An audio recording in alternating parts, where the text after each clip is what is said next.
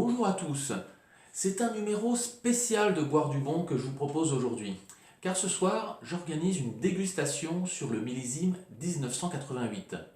Je vous présente les bouteilles de la soirée.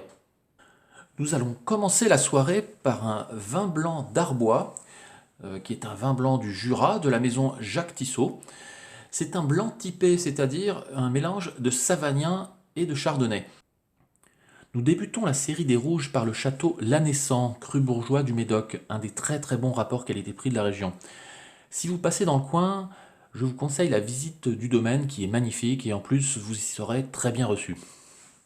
Nous continuons avec le château Mouton-Baronne, un domaine qui a changé de nom à plusieurs reprises.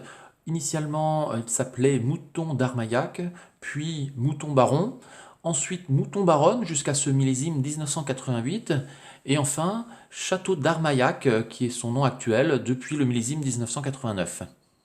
Toujours en Pauillac, le château Grand Puy-Lacoste, grand cru classé également. C'est un château que je n'ai jamais goûté jusqu'à présent, donc j'ai vraiment hâte de le découvrir ce soir.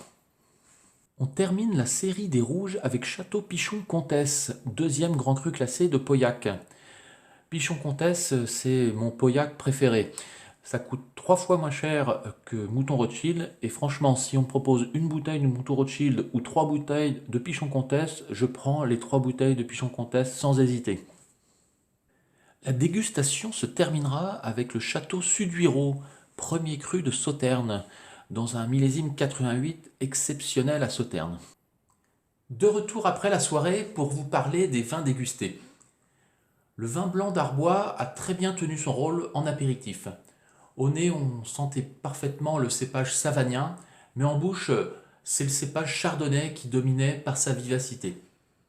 Sur un 100% savagnin, j'aurais placé la bouteille juste avant le Sauterne pour aller avec des fromages. Dans la série des rouges, le L'Anessant était vraiment très bon. Supérieur, je trouve, au Mouton Baronne, à qui je n'ai pas grand-chose à reprocher, mais voilà, le L'Anessant avait un petit quelque chose en plus. La belle surprise, c'est le Grand Puy Lacoste, qui avait le plus beau nez de la soirée. Pas assez pour détrôner Pichon-Comtesse, un vin qui est plus élégant et surtout avec une plus grande longueur en bouche. La petite déception, c'est le Suduiraut, dans le sens où 88 est un millésime extraordinaire à Sauternes. J'avais bu un Doisy d'Aisne du même millésime 88 qui lui était nettement supérieur, sans parler d'un château de Fargue absolument exceptionnel. Je vous donne rendez-vous dans quelques mois pour une prochaine soirée millésime, et en attendant, n'oubliez pas, buvez moins, mais buvez du bon.